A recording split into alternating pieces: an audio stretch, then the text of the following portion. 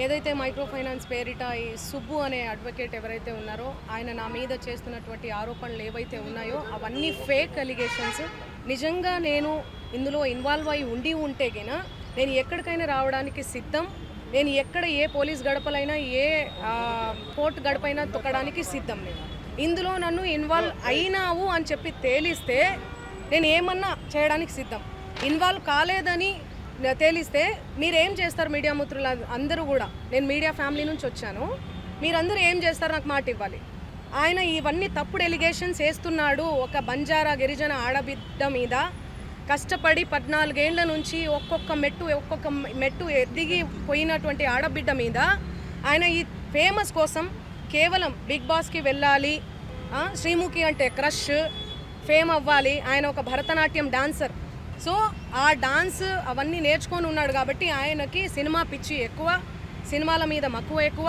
దానివల్ల నా పేరు వాడుకొని ఆయన ఫేమ్ అవ్వాలని చెప్పి ప్రతి ఒక్క మీడియా గడప తొక్కి ప్రతి ఒక్కరికి అడిగి ఇంటర్వ్యూ తీసుకోండి అని చెప్పి లేనిపోని అలిగేషన్స్ అన్నీ కూడా నా మీద వేస్తున్నాడు. నిజంగా ఆ బాధితుల్ని చూస్తుంటే నాకే చాలా చాలా బాధ అనిపిస్తుంది. నాకేం సంబంధం ఉంది? ఈ చేతి నిండా పనులే ప్రజల ఆశీర్వాదాలతో, మీ అందరి ఆశీర్వాదాలతో ఈరోజు మీడియా లేకపోతే నేను లేను. ఇండిపెండెంట్గా ఎదిగిన దాన్ని, నేను మీ చేతులల్లో ఎదిగిన దాన్ని, మీ చేతులల్లో పెరిగిన దాన్ని నేను ఎందుకు చేస్తాను?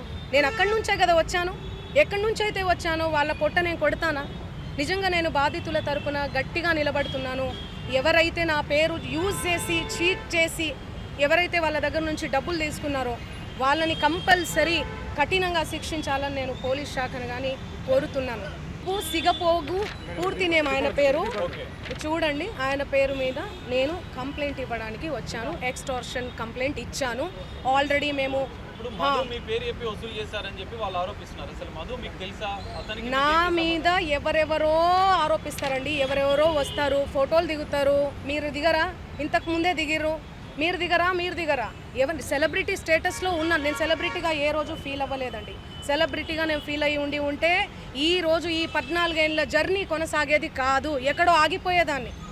ఎప్పుడైనా కూడా నేను ఎవరి ఇంట్లో పడితే వాళ్ళ ఇంట్లో పోయి అన్నం తినేస్తా. సొంత చెల్లెలాగా, సొంత అన్నలాగా, అన్న చెల్లి తప్ప, అన్న తమ్ముడు తప్ప వేరే సంబోధన కూడా ఉండదు నా నోట్లకెళ్ళి. సో ఎందుకు ఇంతలా బదనాం చేస్తున్నారో నాకు అసలు ఏం అర్థం కావట్లేదు. ఎంతోమంది నాతో ఫోటోలు దిగుతుంటారు, ఎంతోమంది ఇంటికి పోయి ఫోన్ చేస్తుంటాను. అదే చెప్తున్నా, ఫేక్ ఎలిగేషన్స్ అని చెప్తున్నా నేను. అందుకే కేసు పెట్టాం మేము. ఎలా ఇస్తా? ఆయన రివర్స్ అంటున్నాడు. ఆయనే డబ్బులు ఇస్తే నేను నీ పేరు తేను ఇండ్లకెళ్ళి, నన్ను డిమాండ్ చేశాడు. మీరు ఇండ్ల పేరు ఉండకూడదు మీది అంటే మీరు పైసలు ఇవ్వాలి నాకు. ఆయన పైసలు ఇవ్వాలనే కదా ఇదంతా చేస్తున్నాడు. మీకు అర్థం కావట్లేదా? అందుకే మేము డిఫమేషన్ కేసు పెట్టినాం. ఎందుకు సంబంధిస్తారండి? ఎవరెవరో వస్తారు, ఆమె మాకు తెలుసు, ఇదిగో నేను ఫోన్ చేస్తాను, ఇదిగో మాట్లాడు, ఇగో నా కోసం పాట పాడింది, నా కోసం ఇదిగో ఇంటికి వచ్చింది, అన్నం తిన్నది. అభిమానులు ఎంతోమంది ప్రోగ్రామ్కి వెళ్తున్న క్రమంలో ప్రోగ్రామ్ చేసుకున్న తర్వాత మేము అన్నం తినండి, మా ఇంటికి రండి, మా ఊరికి రండి మేడం, మీ కాలు మోపండి మేడం, మీరు లక్ష్మీలాగా ఇట్లా మాట్లాడుతుంటారు ఎమోషనల్గా. నేను ఎంతోమంది ఇళ్లల్లో, నేను కర్ణాటకకు పోయినా ఎక్కడ పోయినా కూడా ఎంతోమంది ఇళ్లలో పోయి అన్నం తినేసి వస్తాను నేను. ఎందుకంటే అభిమానం. 100-200 కోట్ల రూపాయలు అంటున్నారు. మీ పేరు చెప్పి వేరే వాళ్ళు ఎవరైనా వసూలు చేశారనుకుంటున్నారా మీరు? ఇప్పుడు నా పేరు చెప్పి ఎవరో వసూలు చేశారు, మాకేం తెలుస్తుందండి? ఆ కేసు వచ్చే ఆయన ఏమంటున్నాడు? ఎలా రెస్పాండ్ అవుతానండి నేను? ఇప్పుడు నా ప్రోగ్రామ్స్ అన్ని వదిలిపెట్టేసుకొని నేను రెస్పాండ్ అవ్వాలా? నిన్న కూడా కేసు పెట్టారు. నిన్న నేను ఇబ్రహీంపట్నంలో శ్రీదత్త కాలేజ్లో నేను ప్రోగ్రామ్ చేయడం జరిగింది. అది వదిలేసుకొని నేను వచ్చి నేను సంజాయిసి ఇచ్చుకుంటా కూర్చోమంటారా నన్ను? చెప్పండి.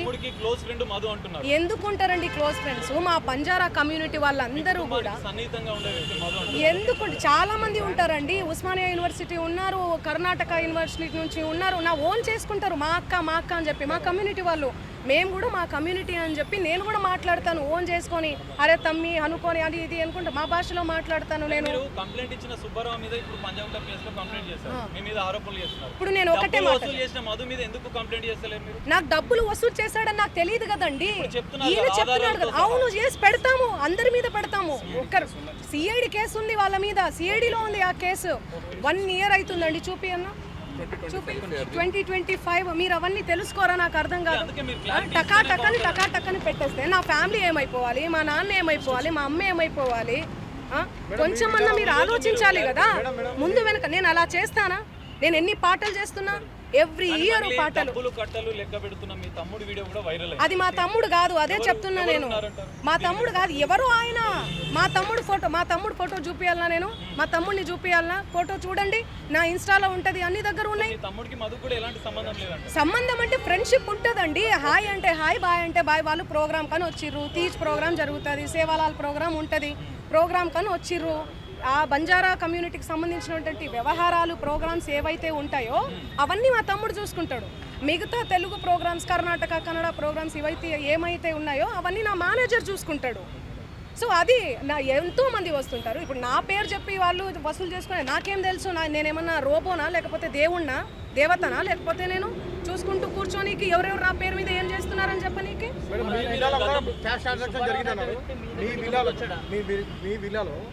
మా విల్లా కాదండి, అది ఎవరిదో అండి. మీరు కావాలంటే అందరు రండి, మీడియా వాళ్ళందరూ రండి, మా ఇంటికి రండి. మీరు గతంలో క్లారిటీ ఇచ్చారు, కోకాపేటలో స్కూలు, హాస్పిటల్, పబ్బు కోసం పెట్టుబడి. ఆ కోకాపేటలో స్కూలు, పబ్బు అవన్నీ యాడున్నాయో తెలీదు. ఆ బిజినెస్ మైండే ఉంటే ఎప్పుడో పెట్టేసుకునేదాన్ని.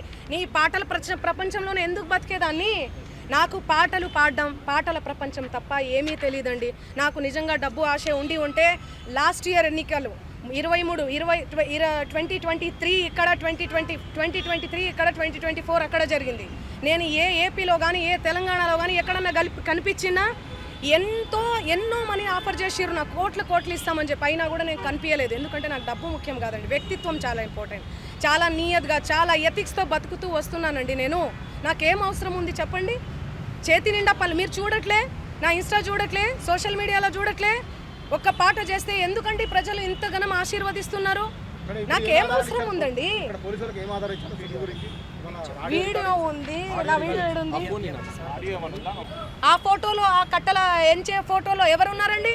వీడియోలో కట్టలు పైసలు ఎంచే వీడియోలో ఎవరున్నారు? ఈ ముఖం ఉందా? సంబంధం లేని విషయం, మాకు సంబంధం లేని విషయం తెచ్చి మా మీద ఎందుకు రుద్దుతున్నారు అనేది నాకు అర్థం కావట్లేదు.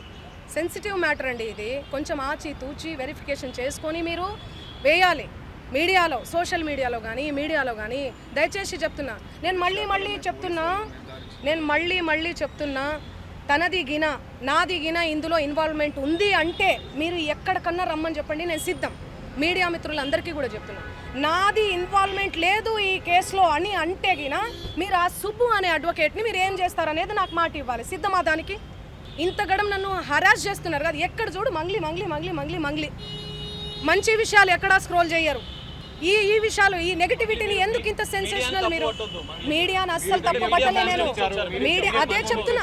నేను ఏమని చెప్పా? మీడియా ఫ్యామిలీ నుంచి వచ్చాను చెప్పానా? అదే చెప్తున్నా నేను. మీ పేరేం పేరు? సాగర్ గారు. నేను అదే చెప్తున్నా, మీడియా ఫ్యామిలీ నుంచి వచ్చాను సాగర్ గారు. ఇన్స్టాగ్రామ్లో ఆ రీల్స్ అవన్నీ మీ చెల్లి మీదనో మీ అక్క మీదనో వస్తే మీరు ఎంత బాధపడతారు?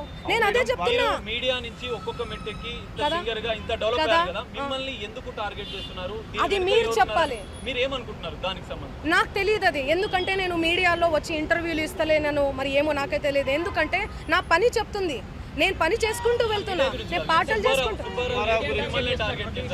ఆయన అదే చెప్తున్నాను కదండి, బిగ్ బాస్ కోసం, ఫేమస్ కోసం అని చెప్తున్నాం కదా.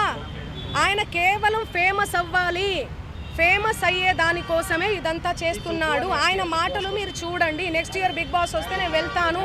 శ్రీముఖి అంటే నాకు క్రష్.